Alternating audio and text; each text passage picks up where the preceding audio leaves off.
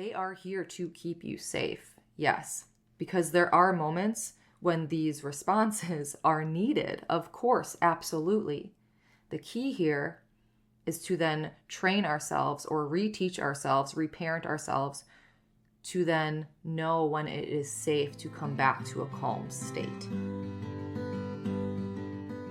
Hey beautiful, welcome to Naturally Empowered Living, your safe space to guiding you on your unapologetic self-awakening journey. This is your weekly sanctuary for waking up from autopilot and transforming the way you approach life through the power of meditation, energetics, and root cause therapy. It is my mission to help you heal unprocessed emotions and release stuck energies by alchemizing your struggle cycles into opportunities for deep self-love, awareness, trust, and connection, to return to your innate essence of being, stepping back into your energy of alignment. Because here, we honor all parts of ourselves, the messy and the magic, the shadows and the light, embodying all parts that make you, you. So if you are ready to get to the root of cultivating real change, get cozy, grab your journal and maybe favorite crystals, and let's discover our power within together.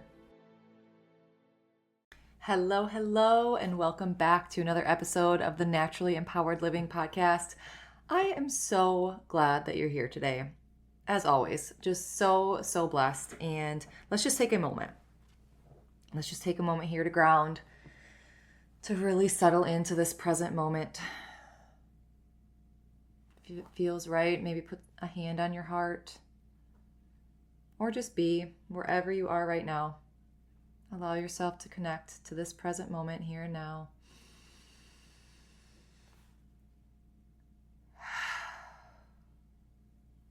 Something as simple as that.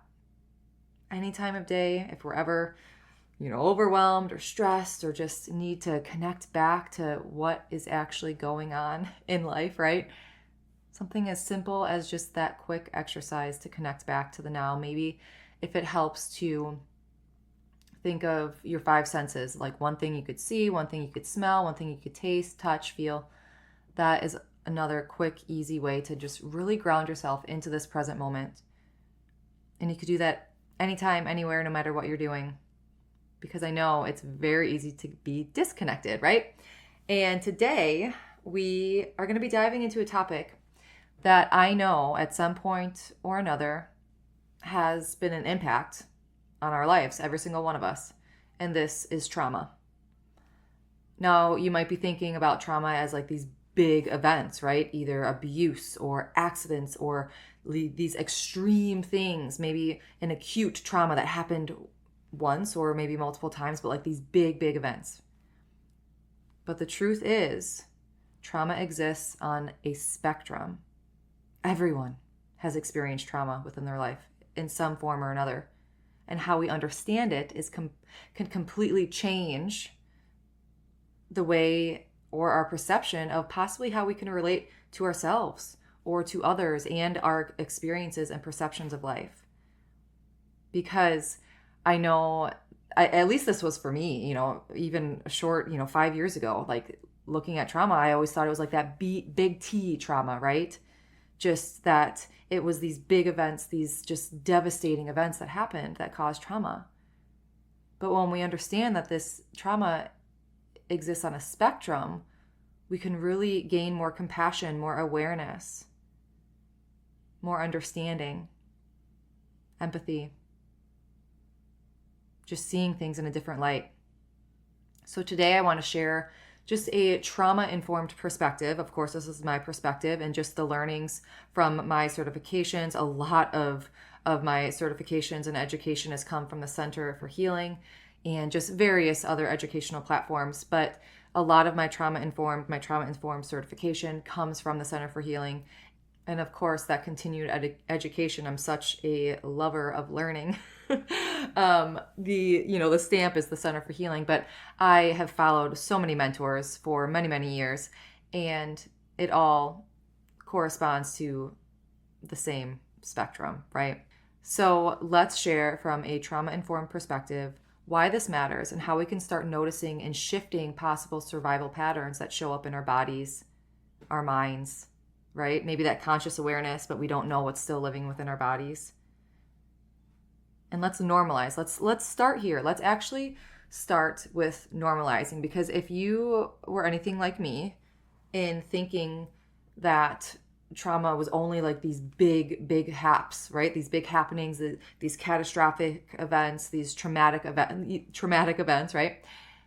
Let's normalize that trauma is a part of being human. Trauma is a part of being human. I'm saying this just with in neutral emotion, right? This isn't to bring a trigger forth. This isn't to shame or blame or woe's me, right? Everyone has it. And once we kind of accept that and bring awareness to it, now we could be like, oh, let's dive into this a little bit.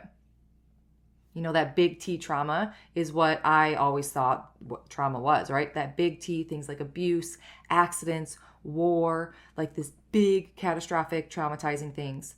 But there's also quote unquote little T trauma. And I don't really like using the big T and little t, but I feel like those are a little more well known, right? But the little T trauma are those subtle everyday experiences, maybe that ongoing cycle, right? Developmental traumas, things that can leave an imprint, like being shamed or possibly being blamed, or just going through those same cycles, maybe in your childhood or upbringing, or just not being emotionally supported or not having needs met, right? So traditionally, mental health approaches often solely focus on the cognitive side of things, like talk therapy or simply just reframing or positive thinking.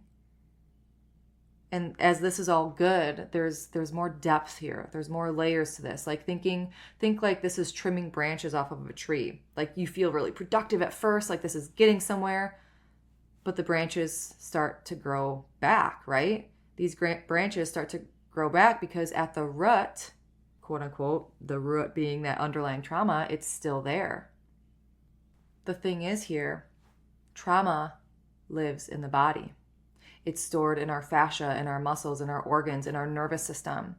So that's why when we experience things like anxiety or depression or anger or addiction, even when our minds logically are aware, hey, I want to stop this, or why am I feeling this way, or I'm safe, what's going on?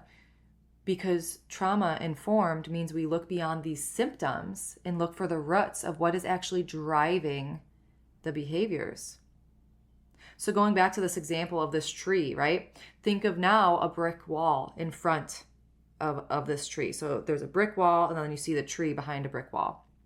And these branches that are coming out above this brick wall is what we see, right? We see the anger, we see the anxiety, we see the addictive behaviors. Possibly we know that we're dissociating, right? We might have that awareness.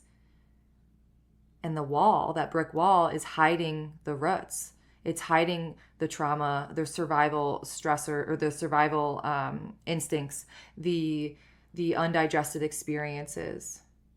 So unless we clear that wall, break down that wall, we can't access the roots. And those branches just keep growing back because maybe we're trimming, those branches. We're going to anger management. We're going to talk therapy. We have that awareness, but then what? It's still coming back. So here's a mindset shift, if you're willing to receive it, is trauma is an adaptation. It's not a disorder. We're adapting. Trauma is a survival response. Now you might be thinking wait, what? Maybe did she say that right? And maybe I said that incorrectly on purpose, because trauma, you think of it as possibly the event, right? This event that happened to you is it's the traumatic event. Yes. However, two people may experience the same event, and one may have imprinted a traumatic experience within their body and someone else might not have. So trauma is not necessarily the event. Of course, if there's war or, abuse that happens to people, of course, they probably both will have a traumatic imprint, right? But the thing is here, the experience itself is not what causes the trauma. So when something happens that overwhelms our nervous system adapts to survive. So that might show as hypervigilance or shutting down or emotional withdrawal over time.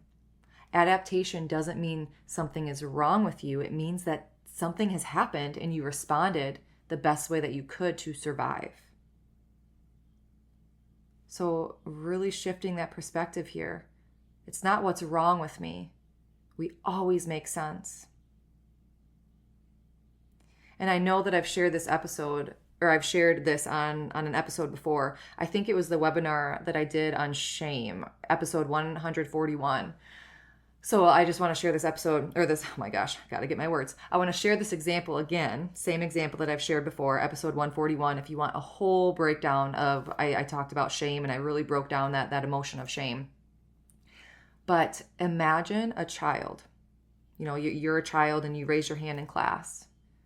And maybe you had the wrong answer, or maybe, like you tooted or something happened, right? And now everyone's looking at you and they're laughing at you. And maybe the teacher had their back turned or didn't, show you any sort of support. Like there was no supportive adult to help you process, like, oh my gosh, everyone's looking at me. Everyone's laughing at me. You feel the shame inside, that contraction, that shutdown. Because you didn't have that support in that moment to help, finish that loop, to close that loop, to bring your nervous system back down to that ventral vagal state. So you created a survival adaptation, okay? And over time, if this is repeated, or maybe if you went home and didn't have, that conversation with a caregiver, or didn't have that loop processed or that loop closed, and maybe this is a repeated cycle, these adaptations can compound and create in later life symptoms of anxiety, addiction, depression. So being trauma informed, or just aware, right? I'm not telling you to go get certified and, being trauma informed, but just being aware. It could possibly shift conversations with yourself and others from, what's wrong with you to what happened to you. Is everything okay? Like these simple changes bring compassion and understanding and the possibility for now healing, because you're bringing safety to yourself or possibly others around you.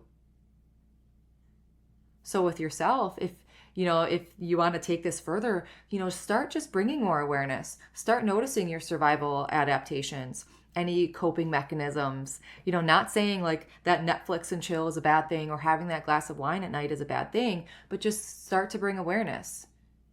Am I attaching this to something else? Am I trying to numb by sitting down and scrolling my phone? Awareness is that first step. And try, I know this is very hard, but try to come at this without judgment, solely curiosity, okay? All parts of us make sense. So going back to how trauma can occur is our nervous system then floods with these stress responses, these chemicals, the adrenaline, the cortisol, the fear, even anger or sadness, right? Once these emotions start to get compounded. And ideally, once this threat, quote unquote, is gone or this experience is over, ideally your body should return, that nervous system, I don't want to say should, ideally the body would return to that calm state. You'd come back to that calm ventral vagal state within your nervous system. However, if that stress or that response isn't fully processed, it gets stuck in your system and creating what Peter Levine calls or noted a trauma loop. Okay, so these loops then is what may be triggered later and re-trigger that loop to where you're brought back to that same experience. Even not cognitively being aware of it, your body goes back to that same experience. So your heart, might start beating, or you might go into that same, like constriction state, because your autonomic nervous system, it's constantly scanning for danger, looking for, it's looking through a process called neural reception. Okay. So this is that science brain of mine, right? So if this is totally over your head, keep following me. I'll bring in more examples. But if a past trauma isn't resolved, anything resembling it, possibly an authority figure, or, you have the same teacher in the next subject, right? Intimacy partners, just being seen, it can trigger that same fight, flight, or freeze response that you had in said traumatic experience. And then you might feel, like I said, that heart racing, that anxiety, that agitation, that anger, dissociation, all to service you in protection, to survive. Again, adaptation. Your nervous system is here for your survival. So incomplete stress responses possibly can leave trauma imprints active within your body. Even if your mind is saying, it's over, it's done with, right? Your body doesn't always know. That's why I love bringing in a mind-body connection, because so often we're stuck in this cognitive piece to where we have to bring the soma, the somatic, the body in. Because repeated triggers can then create these orphaned parts of us. If these things happen so often, or we're not closing that loop, we could possibly then, for a survival adaptation, create an orphaned part, meaning pieces of ourselves now dissociate from ourselves to survive. Maybe now you don't raise your hand in class anymore because you were laughed at. It took one time, but your nervous system wasn't able to calm and process in said event. So now you dissociate. And that orphaned part, maybe that confidence is orphaned, right? And over time, these accumulate, keeping us hypervigilant, constantly scanning for said danger. So to close this scientific standpoint, the neural reception is that nervous system's subconscious process of constantly scanning for cues of safety or danger. And then the amygdala within your brain, it's that key structure that plays a central role in the process, right? By detecting these threats, triggering then that body's survival response. So when the neural reception detects the threat, the amygdala initiates a response, such as the fight, flight, freeze response, and it sends signals to other part of your brain. Now, the incredible piece here, a couple things. First and foremost, our body is magical. Like all of these things, like our autonomic nervous system, it is truly magical. It is so fascinating. And I truly, truly invite you to look at these responses, even your fight, flight, freeze response. Like they are here to keep you safe. Yes, because there are moments when these responses are needed. Of course, absolutely. The key here is to then train ourselves or reteach ourselves, reparent ourselves to then know when it is safe to come back to a calm state. So healing, quote unquote, is possible. It just doesn't always happen solely through the mind. Trauma resolution, breaking these patterns, breaking, these cycles, getting to the root, it happens in the body too. Somatic therapies, energy work, nervous system regulation, it helps complete these stress loops, allowing our energy to then flow more freely through our systems again.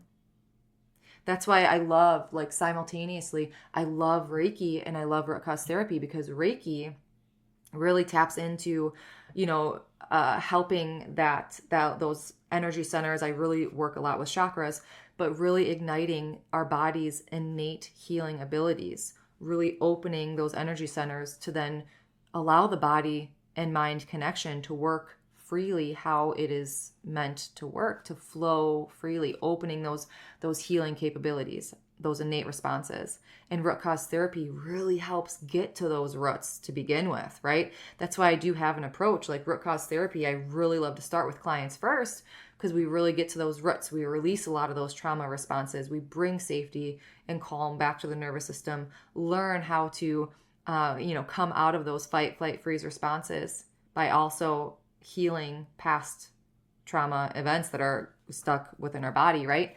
And then Reiki really helps I call it like that present time, right? Because we're working presently within your body. Yes, it still helps release stagnant energies and things like that, but root cause therapy is really that deeper somatic layer, again, in my opinion.